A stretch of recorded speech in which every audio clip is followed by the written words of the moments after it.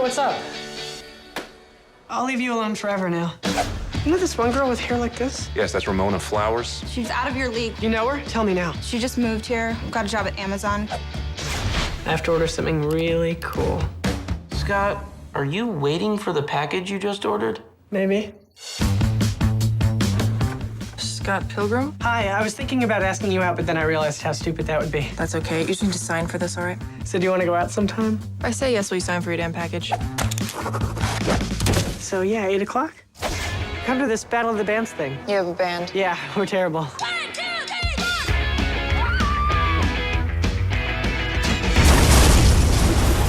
Mr. Pilgrim! I'm Ramona's first evil ex-boyfriend. What?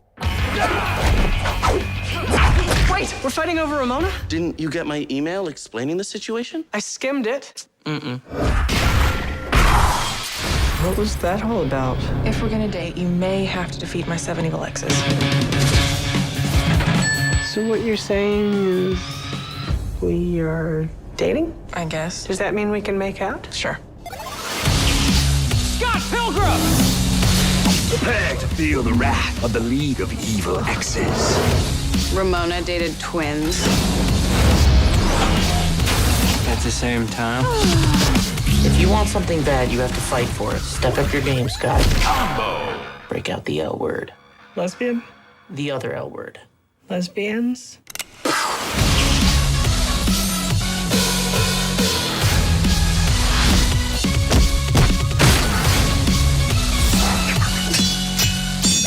What are you doing? Getting a life.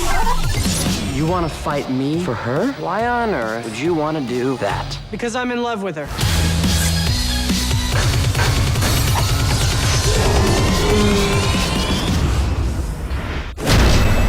Scott Pilgrim versus the world. Maybe next time we don't date the girl with 11 evil ex-boyfriends. 7. Oh, that's not that bad.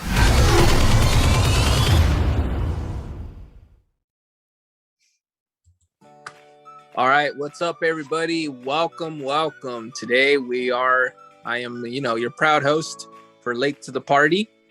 This week we had the blessed opportunity to watch one of the most overwhelmingly underrated movies of all time. And let me see if Josh is shaking his head. Yes, he is. So this is going to be a good one. Scott Pilgrim versus the world, and what it's going to become: the Comic Cave and Late to the Party and Collection Connection versus Josh. This movie tanked at the box office, had a $60 million budget, and it only made back, I believe, $45 million. Directed by Edgar Wright, and it stars what's his name, Michael Cera, and I forgot everybody else's name. Oh, Chris Evans is in it. Brie Larson is in it. The girl that plays Ramona is in it. Mary Elizabeth Winstead. There you go, dude. I don't know. I remember. That's too many names, Aubrey man. Plaza. Superman's in Culkin's little brother. That's right. Andrew Kendrick was in it. Kieran Culkin. There you go. One of the Culkin brothers is in it. I go. If you guys Nick are fan from of The them, Office. yeah. The point is, it was a pretty star-studded event. But like I said, I've always found this movie really, really interesting because it tackles two very difficult things to make adaptations for. Number one is comic books and graphic novels, and number two is video games. And somehow Edgar Wright felt that it was on him to mush these two things together. And I don't know. I feel like the majority of people that have seen this movie absolutely love it, but it's very few. I've talked to a couple people, and whenever I bring up, oh yeah, I've heard about it, but I've never watched it. So is this anybody's first time watching it, or how are all you guys multiple viewings already? We're all seasoned vets on this one. Okay. I've seen it at least 12 times. Dang. So we can go on and on about what's so cool about it, but what I just kind of want to maybe talk a little bit about, what do you think it was about this movie that made it unsuccessful as far as like a box office goes? Because I feel like this is a classic, but obviously the numbers don't lie. It didn't do that well, and I kind of want to explore that a little bit. So with that said, I want to open it up with Josh. Josh, you were shaking your head and you were saying when I was mentioning it was I believe it was underappreciated. What did you think of the movie first and foremost?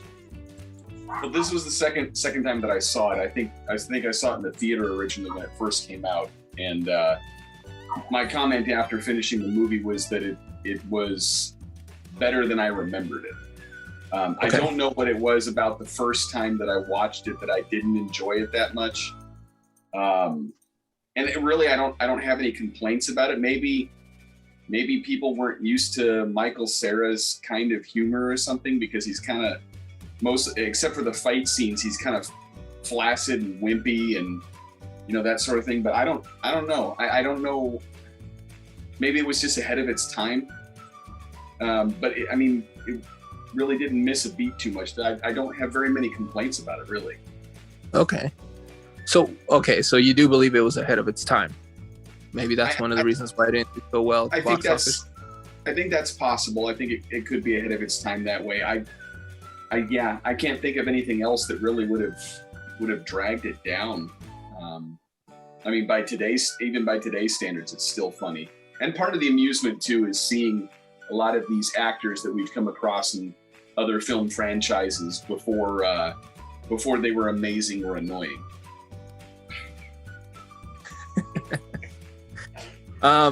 Liz. Yes. As I mentioned earlier, this being a comic book adaptation with some elements of video games sprinkled into it, have you read the comic series? I have not. This is one of the few ones that I have. I flipped through it when we would get copies in at the stores that I worked at and stuff, but I never really sat down to read it. And after this, I've seen it half a dozen times. I used to have it playing it in the stores every now and then. Now I want to go and read it and see how much they took from the graphic novel and put it into the movie. Okay. Well, the beginning of the movie is like shot of like the book. Because I can imagine that a lot of that, the way that it looked like it was directed, that it was almost like it was probably something done like that, where it was almost like the graphic novel was kind of like the storyboard for what happens in the movie type thing. No. All right, Lego. What's up? What up, my resident cave drawer? I just wanted to get your take, man, and see if you appreciate it, or what was your whole takeaway with the whole, because Edgar Wright created something visually like badass. I think that even though we got some CGI in there, I read and I've seen multiple behind the scenes takes where he did use a lot of practical effects sort of mixed into it. But what was your take on the lighting?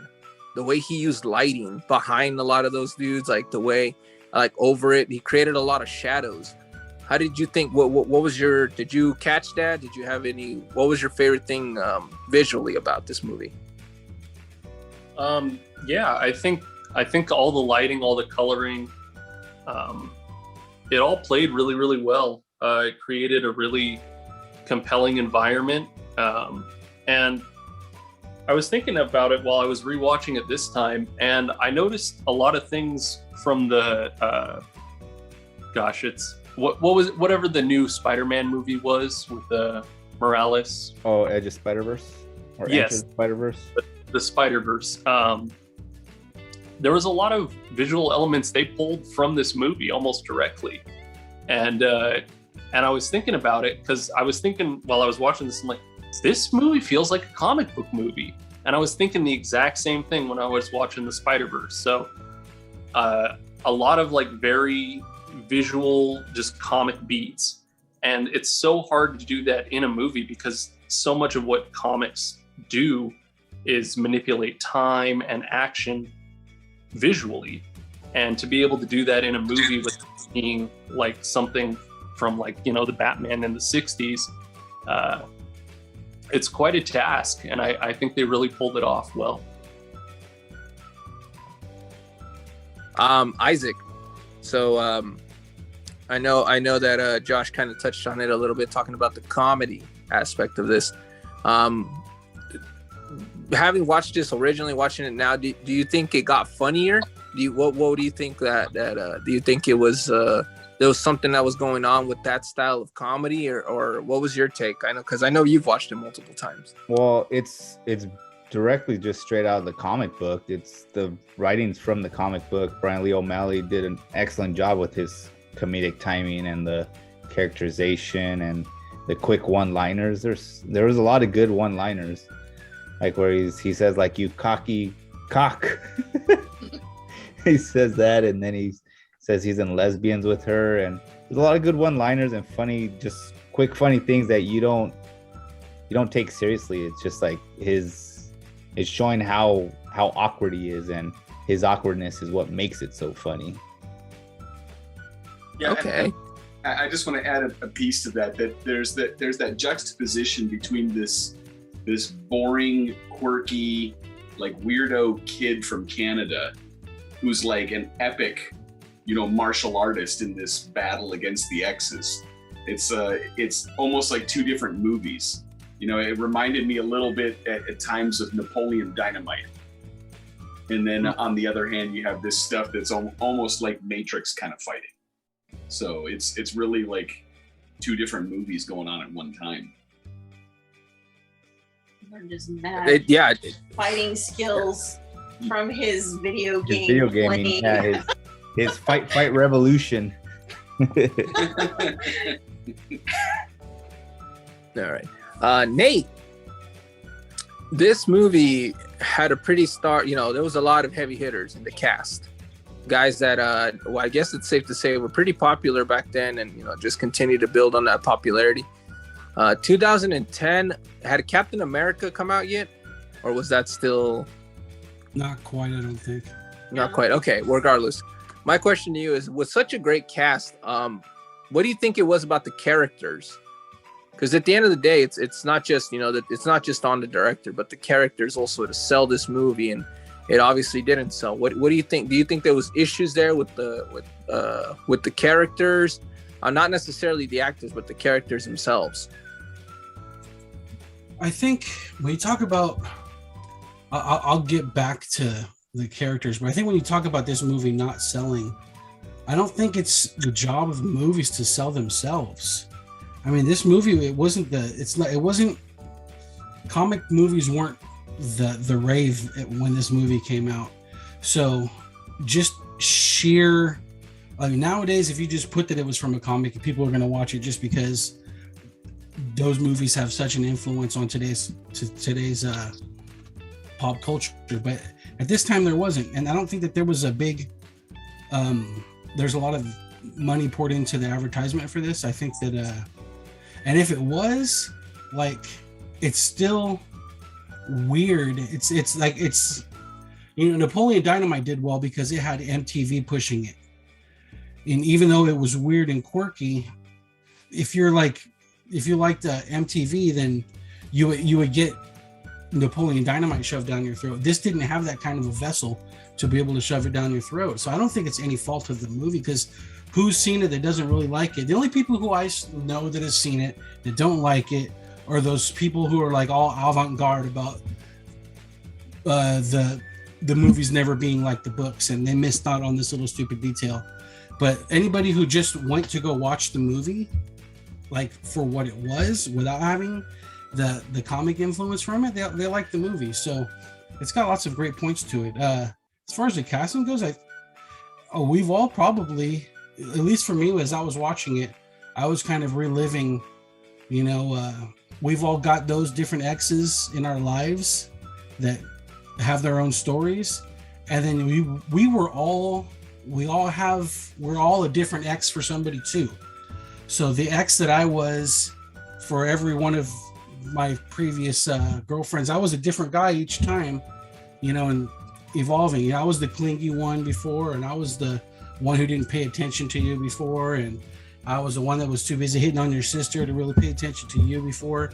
So we've all got so many different layers to us that, it's I think they did well. I think Patesh did well as the first one. I think I liked that she kept on iterating whenever he would say 7 ex-boyfriends, exes.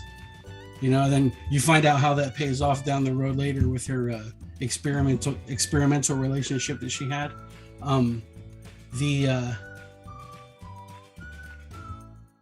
The dynamic that he had with his roommate, you know, he lived with a gay like super pimp player, and he'd always have the dudes coming over and stealing his sister's boyfriend, and it was just there's so many layers on this movie. It was great. My favorite scene, I want to say, and I'll say this lastly, was when Knives comes to the door looking for him, and he like jumps out the windows and takes off behind her, you know, and it was almost like Bugs Bunny funny. It was friggin' hilarious. So this movie has all the ingredients for a great movie. I just don't think they marketed it well. I don't. And even if they had marketed it well, because I don't remember seeing marketing for it. But if it was there, I don't know that it was the kind of movie that could be fairly marketed, because it was just too weird and quirky to explain to somebody who was just happened to be a passive moviegoer. Yeah, I think personally, Edgar Wright knocked it out of the park. I think he did a beautiful job of adapting the comic and mixing it with the video game element to it, and it's really just the hero's journey. I can see, you know, there was times where I did find him a little annoying, but you realize that he is growing. And then at the end, like one of my favorite video games is Shadow of the Colossus. And at the end, when you realize like he's the villain, it's almost like a little, it's very similar to when he realizes, oh snaps, I'm an evil ex. You know, he admits to cheating. He admits that he's sorry. I couldn't get over the fact that, well, I did get over the fact, but it was just kind of weird. I forgot that he was 22 and he's dating a high schooler. I was like, oh, I forgot about that. But seeing him grow as a person, you know, like I said, following that hero's journey, I think this is a very underappreciated movie, because I don't think enough people have seen it. And like I said, just watching it again, I mean, I was like, dang, normally sometimes I'll put something on and I'll be doing something else at the same time. And this one just kept grabbing my attention because there was so much detail in each scene. And there was a lot of thought from the opening credits, the Universal, to the ding. It sounded like a video game, like the intro to a video game, which was awesome. So every little detail Edgar Wright put into this, man, I feel like more people need to watch. It's one of those movies that I definitely forgot how much I loved. So, Scott, lead us in. Bucket time. What are you guys giving it?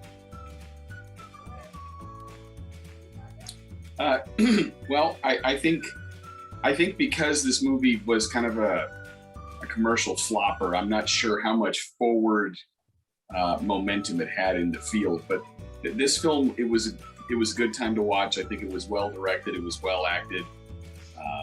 The storyline makes sense. It was funny at all the right parts. I can't get over how Michael Cera is sharing that, you know, basement apartment with his gay friend, and every time he wakes up in bed, there's like another dude in the bed with him. It gets ridiculous after a while. Like another guy sits up, and stop being a pussy. And it's like, what the hell is going on right now? Anyway, just because of all of those elements coming together, I'm going to give it a strong 8. Strong 8. Almost a 9. Strong 8. Okay. See that? See what you just described, Josh, is my Comic-Con. So waking up with like 6 dudes in the bed. Liz, I'm sorry. Liz, hey, where are you at with our buckets? It's good to get these little insights with the people that I do this show with. I like it. I liked it since the first time I saw it. I don't think I saw it in the theater. I think the first time I saw it, AJ put it on at the store, and it caught my attention. And then Eddie kept playing it a lot, so it was a lot of fun. I like it. It's funny. It's I mean, it's got everything in there, and it's what I expect from Edgar Wright. Though he's a fantastic director, and he always has these little quirky little projects that he's always working on and doing.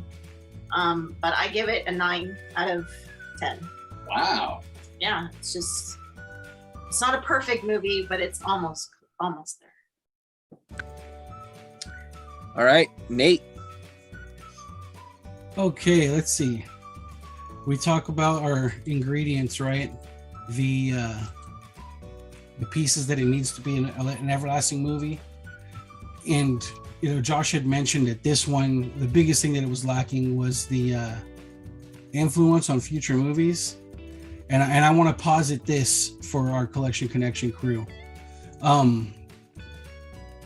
If you remove, this movie has Captain America, Superman, Captain Marvel,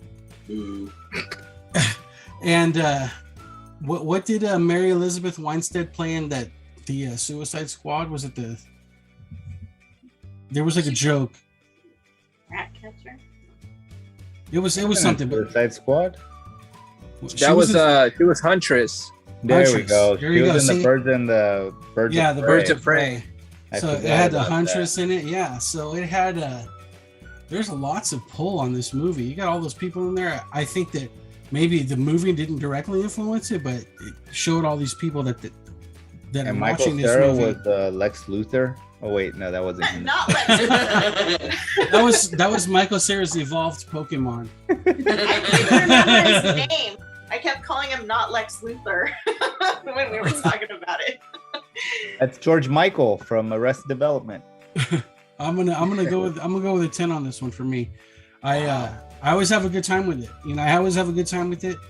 We talk about comedies being one of those ones that it's hard for you to be able to watch by yourself. But I watched this movie by myself. and I still laugh. I even know what's gonna happen, and when it happens, I still laugh. So that's great. That's a good movie to me, and it totally holds up for me. So it's a 10 bucketer for me for sure. All right, Isaac. What nobody's mentioning is the soundtrack. Soundtrack was perfect. Beck did a fantastic job producing this, writing the music. All those songs were great, and I was all in, dude. I bought the soundtrack to this movie. I bought the pops. I bought shirts. I love the books. I read the books before I watched the movie, and I loved the movie just as well as the books. And I also agree with Nate. This is a total 10. I've watched this movie dozens of times. When it came out on Blu-ray, I bought it. I rarely buy the Blu-rays anymore, but this one I had to own, and my wife loves it. She watches it on her free time sometimes, and when I was watching it, she just kept popping in when I was watching it. She was just like, God, I forgot how much I love this movie. And I was like, same. I love this movie. So this is probably one of my top 10 movies for sure. So wow. 10 out of 10. All right, Lego. Nice. Let's go. I gotta agree with everybody so far. I mean, you're all making good points. I really enjoyed it, and it's hard not to just say it's a 10. I think it is. I'm kind of floating in between like an 8 and a 10. I guess it just depends on the day, but I'd go with a 10 on this, a light 10. Yeah. And I'm right there. I'm there with you guys. Feel like this movie, everything about it. I'm gonna give it a 10 out of 10 as well. No holes in the popcorn bucket. This is a solid 10 for me. Hey, John also said that the Punisher was in it. Thomas Jane. Yeah, he plays one of the vegan police officers. Yeah. And only in a comic book movie you could pull something off like that with them with their finger guns taking the vegan power. It just shows you how douchey the vegans are. Right, and then when they leap out through the wall, they're like high-fiving. That was so good. It was so funny, and just like, damn, dude, this movie, it holds up. It definitely does. Yes, it does. And it just makes me more upset that we never got Edgar Wright to actually direct Ant-Man. because even when they jump into the quantum realm, you see a lot of those same colors, like you saw here in Scott Pilgrim. So I feel like obviously his script was used, but I would have loved to have seen what he would have done. Were used too. There, what's up? That whole bathtub scene he shot. Oh, that's true. That's right. You're right. Some of those shots were still his, and they kept still his. Yeah, you're right. But yeah, man, it's just, yeah, I don't know. I have to give it a 10. Such a phenomenal movie, and even though it's not referenced directly, you can definitely tell it had a lot of influence on what we have now. So, all right, well, there it is, guys. Thank you very much for joining us. It was a pleasure watching this, and I am going to hand over the reins to, I believe, Liz? No, it's me, Pooh. Oh, sorry, Isaac. I'm sorry, Liz. Maybe next time. Maybe next time. All right. All right, Isaac, buddy, you're going to take us away, and thank you guys very much. This was a pleasure, so all yours, Isaac. All right. So we're gonna go into the wheel, or we're gonna wait a while and talk some shit. And we're gonna switch over into talking shit right now. We've got plenty of shit to talk about. Lots of great stuff happened this week, and we'll go into the wheel. We do need a solid end. We need an exit for the live video. So we're gonna cut that right now. Bye.